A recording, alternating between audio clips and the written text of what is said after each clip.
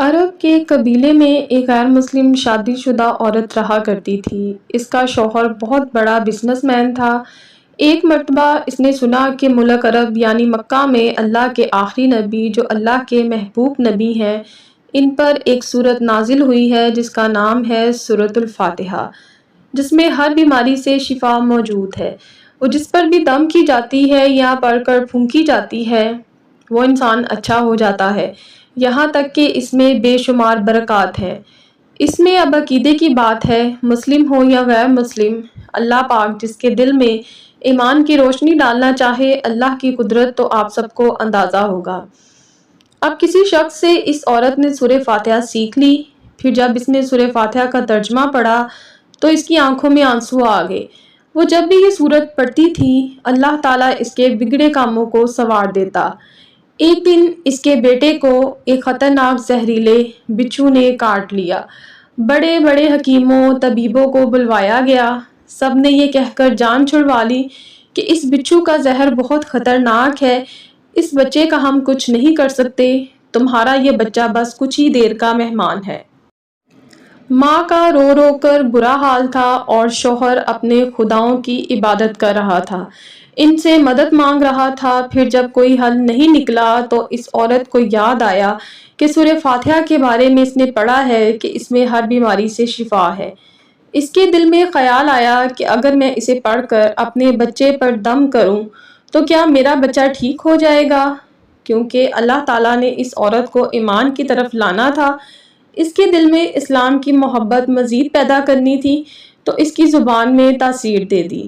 جب اس نے سورہ کو پڑھ کر اس جگہ پر دم کیا جہاں بچھو نے کاٹا تھا تو اس کا لڑکا اٹھ کر بیٹھ گیا، اور جب اس نے سورہ فاتحہ کو پانی پر دم کر کے پلایا تو وہ اٹھ کر ایسے کھڑا ہو گیا جیسے کسی بچھو نے کبھی کاٹا ہی نہیں تھا۔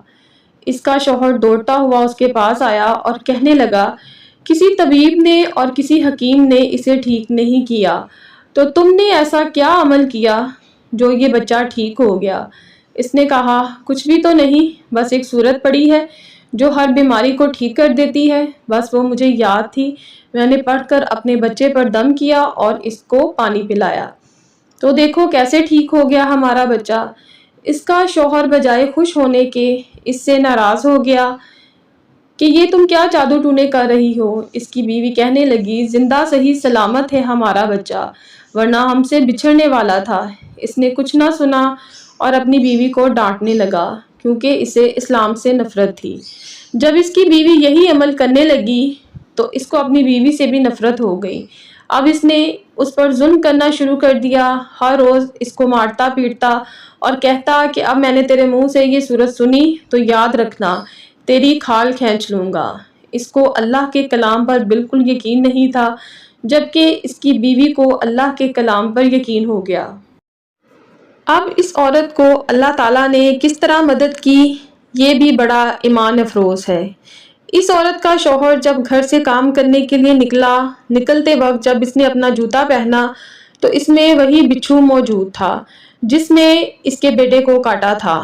اس کے ڈنگ سے وہ بچہ تو بچ گیا مگر خود نہ بچ سکا، کیونکہ جب بچھو نے اس کو کاٹا تو زہر پورے جسم میں پھیل گیا اور تڑپ تڑپ کے وہیں دم توڑ گیا۔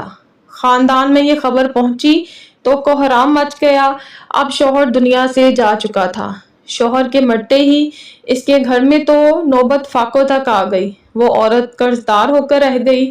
وہ بہت پریشان تھی، دل میں پھر وہی بات آئی کہ میں سورہ فاتحہ کا ورد کرتی ہوں، کیا پتا میری پریشانیاں بھی دور ہو جائیں۔ پھر وہ زور زور سے سورہ فاتحہ پڑھنے لگی، چلتے پھرتے اٹھتے بیٹھتے سورہ فاتحہ کا ورد کرتی رہی اور اتنے اعتماد اور یقین سے پڑھتی رہی جس کا کوئی حساب ہی نہیں تھا۔ جب کوئی بندہ اللہ تعالیٰ سے امید لگاتا ہے تو اللہ تعالیٰ اپنے بندوں کی دعاؤں کو رد نہیں کرتا۔ پھر یوں ہوا کہ 7 دن کے اندر اندر اس کو خوشخبری مل گئی کہ اس کے کاروبار کو سنبھالنے کے لیے اس کے شوہر کا دوست آ گیا ہے۔ جب دوست کو خبر ملی کہ دوست کی بیوہ کا کوئی سہارا نہیں تو وہ اس کی بیوہ کے پاس آیا اور کہنے لگا، آپ فکر نہ کریں، وہ میرے بھائی کی طرح تھا، میں آپ کی مدد کروں گا اور جو بھی پریشانیاں ہیں وہ سب دور ہو جائیں گی۔ پھر اس شخص نے اس عورت کا سہارا بن کر اس کا پورا کاروبار سنبھال لیا۔ پھر دھیرے دھیرے جیسے زندگی پہلے تھی ویسے ہی ہو گئی۔ اس کے شوہر کے دوست نے اس عورت کو سورہ فاتحہ پڑھتے ہوئے سن لیا۔ اس نے پوچھا کہ آپ کیا پڑھ رہی ہیں؟ کیا یہ کوئی منتر ہے جس سے بہت فائدہ ہوتا ہے؟ مجھے بھی سکھائیے۔